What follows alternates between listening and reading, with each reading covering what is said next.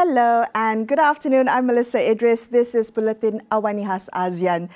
All eyes, of course, are on the ASEAN Summit, especially on the ASEAN GCC-China Economic Summit, which will be taking place today. And joining me in the studio to help us make sense of what it is, what it means, and what's next is Professor Emeritus Datuk Dr. Wu Wing Tai, who is a distinguished Professor Emeritus for University of California, Davis.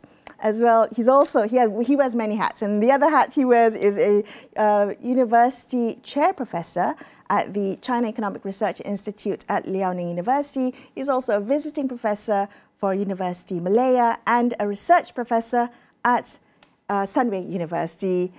Prof. Wu, thank you so much for joining me in the studio today. You have come straight from KLCC right to our studios to talk a little bit about the ASEAN GCC summit that happened this morning and what to expect about the ASEAN GCC-China summit. But before we get into today's proceedings, I'm quite curious to zoom out and maybe take stock a little bit about ASEAN as a regional bloc.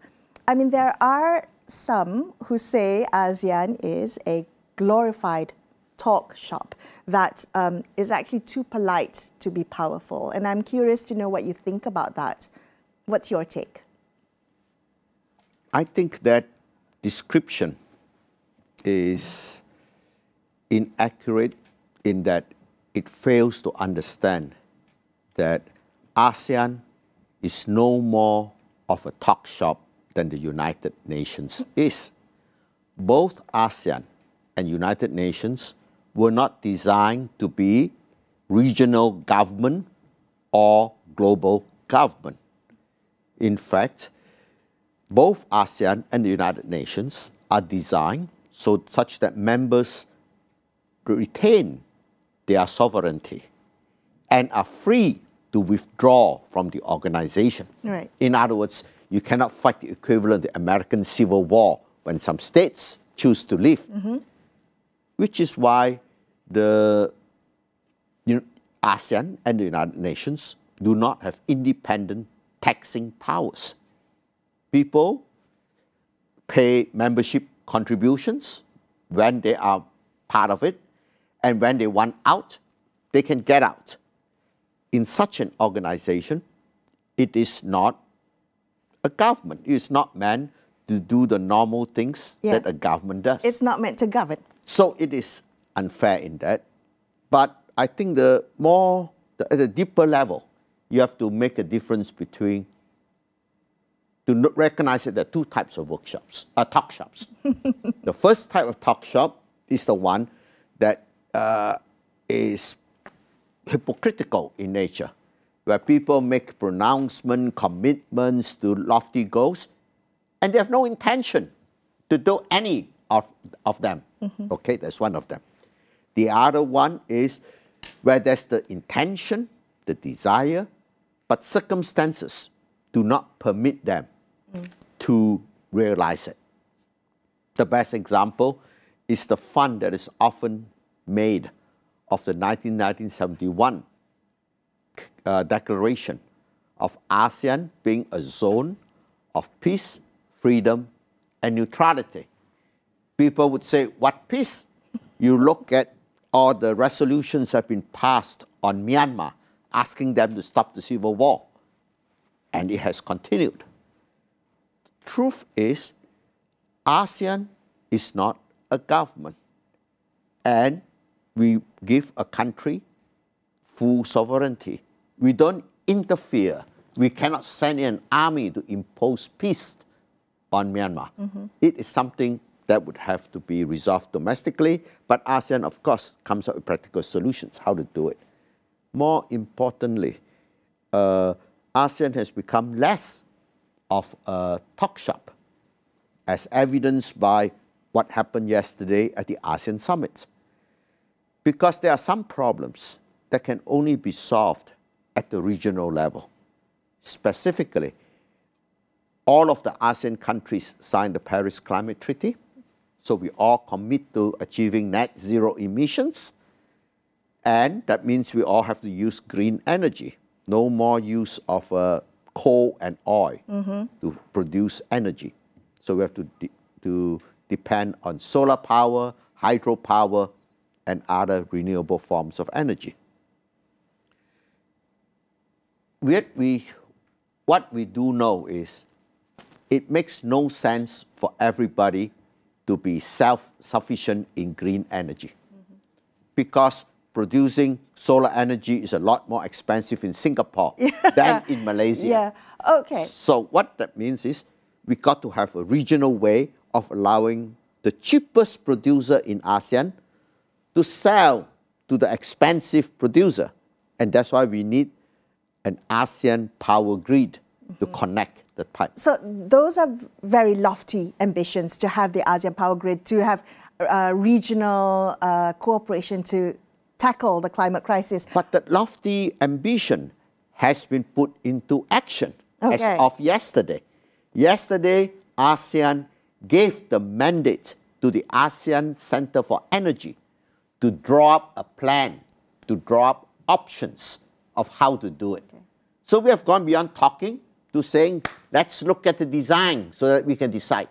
So we have gone less to more than just being a talk shop. So you are optimistic that that there will be progress, there will be concrete actions beyond communiques. Has that happened in the past? Did you see progress of ASEAN's wins in the past that convince you it's more than a talk shop? Oh, what I just told you about the ASEAN Power Grid is just the latest success.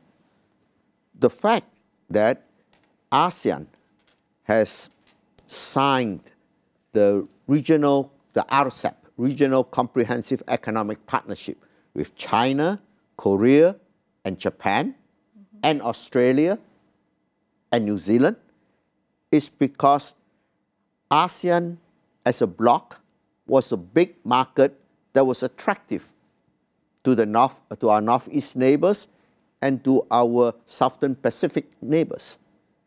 So yes, ASEAN has gone beyond a talk shop for quite a while now, well, especially after the Asian financial crisis. Now, in this 46th summit, we're also having the second ASEAN GCC summit and the inaugural ASEAN GCC and China summit. I would like to know what you make of this grouping. A lot of attention has been put on this gathering of economic powers. Why do you think it's happening now? What does the timing tell us about why these new global economic alliances are forming? Well, one thing is that ASEAN over time has more confidence in ASEAN as an organization moving forward. And it is also inspired by the achievements of the European Union. In other words, they look from the European experience that together as a group, we can engage with outsiders on better terms than before. So they have chose to engage with the GCC for two very good reasons. Number one, the GCC is a large market. It's a bunch of very rich countries. And it is nice to sell things to rich people because they can pay higher prices, number one. Yes. Number two, they have a lot of wealth that they need to invest prudently. And the reason they have not done it much in Malaysia yet is because they don't know about us. But now, given the uncertainty in America, you really got to think about whether you should put your money in America. Look at what Moody, S&P have done recently. They have downgraded US government bonds below AAA. In other words, what used to be safe is not so safe anymore. And this is a dynamic region, a good place to invest, and the education level in this country makes a labor force that is increasingly productive. So for a very good reason that the GCC is interested in engaging us. Okay. And possibly another reason that the GCC is also interested in engaging with us, and the same reason for us, is that they want to project a more neutral image. A more neutral image to the world in this time of the new Cold War between US and China. Basically, the GCC, like ASEAN, wants to be friends with everybody. And the fact, remember, Donald Trump was just in the GCC. Yes. And he, remember he got this airplane from Qatar as the gift. Would you describe that as a successful visit for Donald Trump and the Gulf nations that he visited? Oh, I think it was. Who was the bigger winner in that? I think they were both winners. And Donald Trump won himself an airplane. So that really tells you that the relationship is off to a flying start. And he had the very good thing I like about the GCC summit is that they are now able to explain to Donald Trump in a manner among friends that the Palestine question has to be addressed in order to bring peace to the Middle East. And what is keeping Palestine from being realized is because of the U.S. veto in the United Nations. Security Council. No one else in the Security Council vetoes it. The vote in the General Assembly will be overwhelmingly for membership. The General Assembly passed the two-state solution some time ago, and it's been continually reaffirmed. So I think in this case, the GCC countries were able to have the time in a good, friendly setting to explain to Donald Trump that it is in the best enlightened interest of the United States, as well as a moral imperative, to stop blocking the two-state solution to the Palestine problems. Okay, so we have within a short space of time the GCC meeting with Donald Trump, meeting with the US, and now meeting with us. In Malaysia as chair of ASEAN, meeting ASEAN, and also China is now in the picture. We have the ASEAN GCC-China Economic Summit, the very first one. What do you make of this trilateral arrangement or alignment, and the fact that the GCC is meeting both the US and China in at our behest, at our hosting?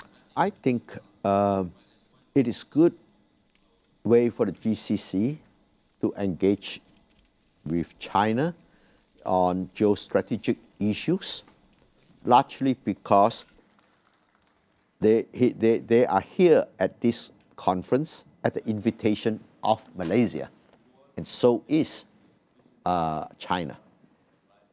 As I've said before, and you had agreed, that the GCC wants to be a friend to everybody. Yes. Like, look, Saudi Arabia has just got an agreement with Iran to be able to move to a more normal diplomatic relationship. Why? Because Saudi Arabia doesn't want to be automatically on the US side on everything. It wants to have its own decision-making power. And look at Malaysia. Malaysia likes GCC to be present because GCC is a proven friend of the United States. And ASEAN, if you look at it, quite a number of its members have become more active in BRICS activities. Yes. And BRICS, with the R and the C, it seems like we are getting more antagonistic. No. We are good friends of the good friends of the United States. So this is very symbolic that GCC and China is meeting in a neutral setting, and Malaysia is showing that it is a friend to both sides. Okay, but are we just the kind of the party planner / host in this arrangement? Do we get a benefit out of this new realignment or this trilateral axis of cooperation? Or are we at risk of China being the primary agenda setter here and the GCC having all the oil money and backing there, being a bigger player than we are? Will ASEAN have a voice in this new threesome? Oh yes, I think the fact that GCC and ASEAN are engaging with China is a sign that we both GCC and ASEAN realize that together they have enough economic weight as well as political weight, a geostrategic weight, to be able to tell China that please recognize us as a neutral player in the new Cold War. And I think that is one message that would come true. The fact that we are engaging with China shows that we are very happy to continue doing business with them, just as GCC is very happy doing business and buying more airplanes from America. And we are happy to do business with China as we continue to ship a tremendous amount of sophisticated chips from Penang to California. Is there, beyond the economic cooperation, and it's an interesting and the prospects for cooperation are huge, and it's I think it's going to be a great alignment of these three regional blocks. But when we think about going beyond economic cooperation, is there something more there? Could there be a new Global South-led framework if we think about these three big regional economies cooperating? Could that eventually rival Western-led institutions? I think the important goal is to keep the peace. And what is threatening the peace? What is threatening the peace is the new Cold War with US on one side and the limitless friendship between China and Russia on the other side. What we want is that these two groups don't ever get into war. And these people also understand they do not want a war. And because they do not want a war, they know that eventually they will have to settle down into agreed spheres of influence. This is my part of the world, this is your part of the world. This is something that we have talked about between us, but this is actually now recognized on today's New York Times. It has reported that Donald Trump sees a world of three spheres of influence: United States, China, and Russia. Wow. What does that mean? That means that they know that if this is what the final shape of the world is going to be, let us expand our spheres of influence as fast as possible. That is why the United States says Canada should be part of us, Greenland should be part of us, and we will take Gaza and Panama too. So because they are in this aggressive expansion of spheres of influence, this is something that ASEAN certainly does not want to be a pawn in the proxy war between them. Do we need to pick a sphere of influence to gravitate towards? How do we avoid becoming this passive middle power, or worse, a convenient transit lounge for some of these spheres of influence? That is a big worry, which I'm sure our leaders have thought about. And to be able to be neutral, the best would be to be neutral. But neutrality is something that has to be earned rather than given on demand. So how can you earn it? You are big enough such that they have to concede that right to you. ASEAN is too small to have the critical mass to have population and GDP. So if you don't have critical mass, then you just are in a critical mass.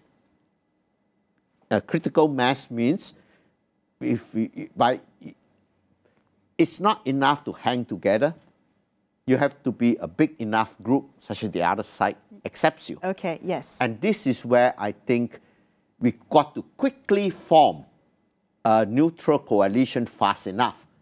And to form that neutral coalition fast enough, it has to be a North-South coalition of middle powers rather than just a global South solution. Right. So the Europeans have their wits scared out of them by Donald Trump switching from Zelensky to Putin. And now Donald Trump said, I'm not going to be interested in support in defending Europe because I'm going to pivot towards Asia. I'm going to transfer military assets from the Atlantic to the Pacific. The kind of pivot we want to see should be by the Europeans and by East Asia. We want an Atlantic-Pacific partnership in sustainable development.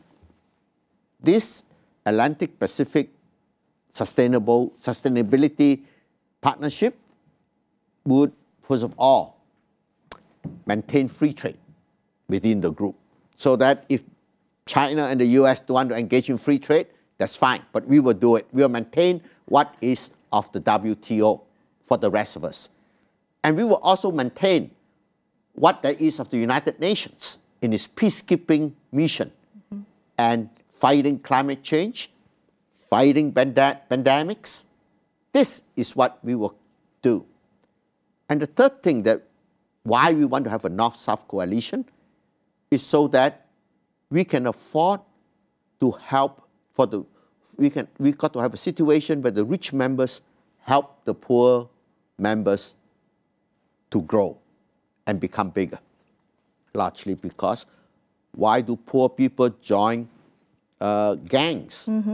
It is because they are bribed into joining gangs. So they'll be bribed into joining the spheres of influence.